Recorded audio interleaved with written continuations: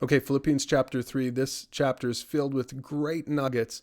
First of all, he says to the church in Philippi, watch out for those dogs. He's talking about the Judaizers. He's talking about people who are trying to teach something that's not really the gospel. Go back and read Galatians. He refers to them a lot in Galatians. He says, watch out for those dogs, those people who do evil, those mutilators who say that you must be circumcised to be saved. I'll put some more on that down below if you're trying to understand what he's talking about when the Judaizers taught this heresy, right? But he says this, for we who worship by the Spirit of God are the ones who are truly circumcised. We rely on what Christ Jesus has done for us. We put no confidence in human effort, though he says, though I could have confidence in my own effort if anyone could.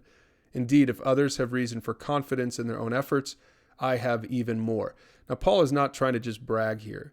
He's trying to make this point that we are not saved by what we do or by whether we're Jewish, which is what circumcision was about. We're not saved by jumping through hoops and doing these religious things. We are saved by what Jesus did on the cross, period, right? And so he says, but listen, if we were saved by, our own confidence and our own pedigree, he says, I'm the guy that should be confident.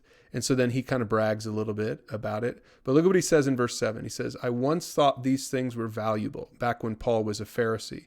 He says, but now I consider them worthless because of what Christ has done.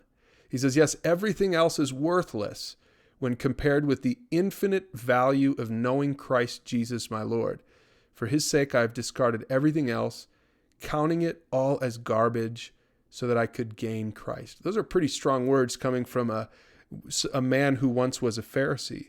He says, I want to know Christ and experience the mighty power that raised him from the dead. I want to suffer with him, sharing in his death, so that one way or another I will experience the resurrection from the dead. And just look at the relational language here in this passage. Paul is not an institutional Christian. This is not about religion or religiosity for him. This is about having a relationship with God. He wants to know Christ. I hope your faith is like that as well. And he talks about pressing on. He says, no, dear brothers and sisters, I haven't achieved all of this yet, but I focus on this one thing, forgetting the past. And Paul really had to forget the past, right? Because he had some bad stuff in his past.